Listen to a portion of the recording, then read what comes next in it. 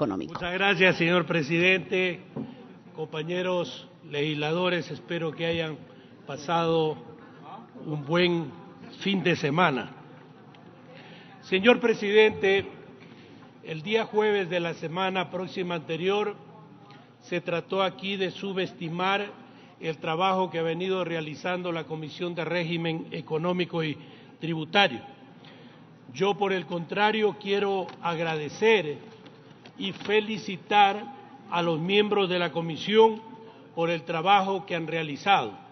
De manera muy particular, a la compañera legisladora Gabriela Larreategui, al compañero asambleísta Henry Llanes y demás asambleístas miembros de esta comisión que han tenido una participación muy activa en la discusión, en el debate, en las comparecencias de los diferentes actores económicos, tanto del sector público como del sector privado, que han participado en la discusión de este proyecto de ley antes de entregar el informe para primer debate. Hemos visto también en este fin de semana y hemos podido escuchar y ver, naturalmente, algunos ex vicepresidentes y presidentes de la República que cuando ejercieron esas altas funciones del Estado, lo que hicieron es dedicarse a devaluar la moneda. Como no estábamos en esa época en dolarización, podían hacerlo y era la manera más fácil e irresponsable de intentar solucionar los problemas sin darse cuenta, o lo hacían a propósito, tal vez, de que eso iba directamente a recaer sobre los hombros de los más pobres de los ecuatorianos. Cuando se devaluaba, lógicamente, esto perjudicaba a los sectores más deprimidos de la sociedad ecuatoriana. Señor presidente, señores legisladores, este lógicamente es un proyecto muy ambicioso. Reforma 22 cuerpos legales, se reforma el Código Tributario, la Ley de Régimen Tributario Interno, el COTAT, la Ley Orgánica de Transparencia y Acceso a la Información Pública, Código de Planificación y Finanzas, Código Orgánico Monetario Financiero, entre otros. Se incluye como exoneración del pago del impuesto a la renta por 5 años a las inversiones nuevas y productivas de servicios de infraestructura hospitalaria, servicios educativos, servicios culturales y artísticos. Se modifican las deducciones del impuesto a la renta. Una de las deducciones que se elimina es a las personas naturales con ingresos netos superiores a $100,000, quienes no podrán deducir los gastos personales. Se crea como gasto deducible del impuesto a la renta los recursos y las donaciones destinados a proyectos, programas o becas en los sectores deportivos, culturales, de investigación científica o de desarrollo tecnológico, educativos y de formación profesional, calificados por el ente rector que corresponda. Se crea el impuesto a la renta único de actividades del sector bananero. En este aspecto quiero destacar que en el caso de la tarifa aplicada del 2% del precio mínimo de sustentación que paga el exportador al productor por cada caja de banano producida en el Ecuador, fijado por la Autoridad Nacional de Agricultura mediante acuerdo ministerial. Esta tarifa se aplicará por igual a personas naturales, jurídicas o asociaciones, la misma que podrá ser reducida al 1% si el agricultor obtiene un certificado de protección de cuencas emitido por la Autoridad Nacional de Agricultura. En este caso hemos investigado, señores asambleístas y señor presidente, y no existe tal certificado.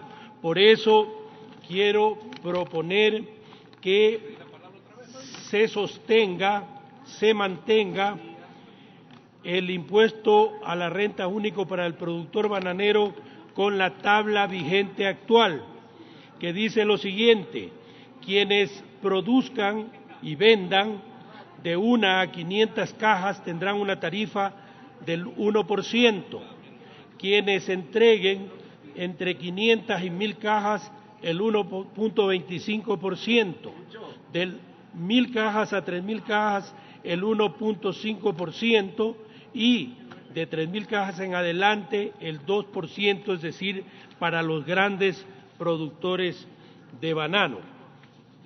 Los ingresos de actividades agropecuarias pueden acogerse a un impuesto a la renta único en la etapa de producción y o comercialización local o que se exporten conforme a las tablas propuestas.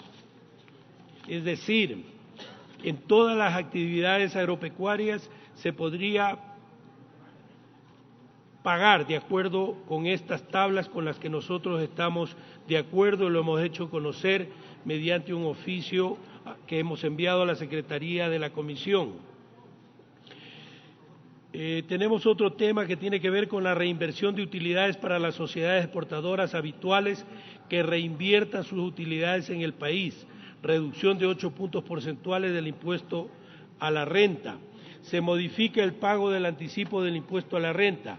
Es de forma voluntaria y será equivalente al 50% del impuesto a la renta causado menos las retenciones en la fuente, efectuadas en el ejercicio fiscal anterior. El valor anticipado constituirá crédito tributario para el pago del impuesto a la renta. Es decir, se reforma este pago, se lo elimina el anticipo del impuesto a la renta, pero quienes voluntariamente deseen hacerlo podrán. También consta un artículo en donde se exonera del pago del IVA para tractores de llantas de hasta 300 HP, caballo de fuerza, tiras reactivas para la medición de glucosa, papel periódico, flores, etcétera.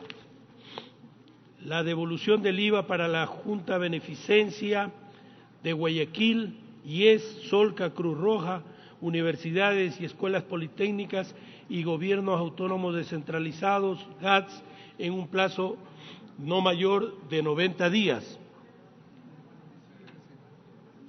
Todos sabemos que ahora hay universidades y otras instituciones públicas que no han recibido las devoluciones del IVA desde hace algunos años.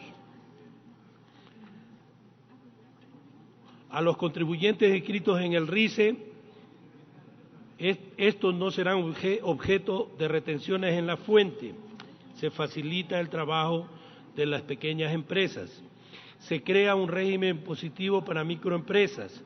Se incluye a emprendedores. El pago del IVA es en forma semestral, no son agentes de retención del IVA, no están obligados a llevar contabilidad. Tarifa del impuesto a la renta del 2% a los ingresos brutos. Impuesto a la salida de divisas, se establece una tarifa de 2.5% en los pagos realizados al exterior por la importación de materias primas, insumos y bienes de capital que consten en el listado que para el efecto establezca el Comité de Política Tributaria. Se reforman las exoneraciones del ISD. Personalmente pienso que debería eliminarse totalmente el impuesto a la salida de divisas para que se den las inversiones que tanto anhelamos en el país, pues estas serían generadoras de plazas de trabajo y empleo que tanta falta nos están haciendo.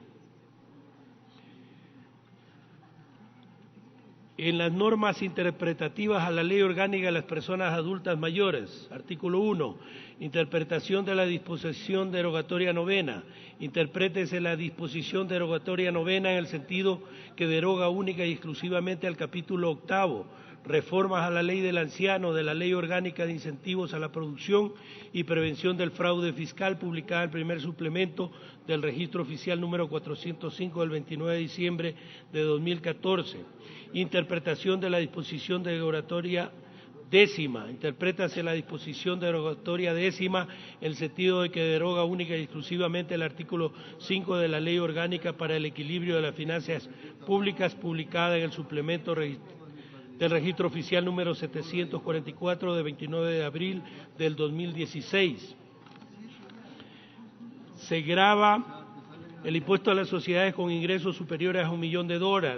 En este caso, señor presidente de la Comisión, quiero proponer que se grave a partir de aquellas empresas que facturen más de $5 millones. Las empresas que facturan menos de eso se encuentran con serios problemas de liquidez en estos momentos. Este es un proyecto, como dije inicialmente, muy ambicioso, señor presidente.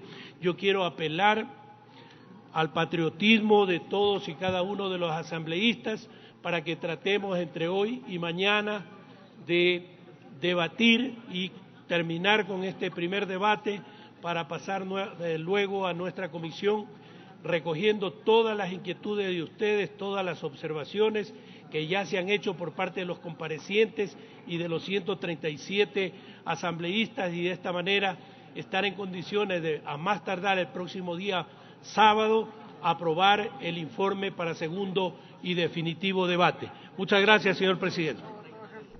Intervención de la Asamblea.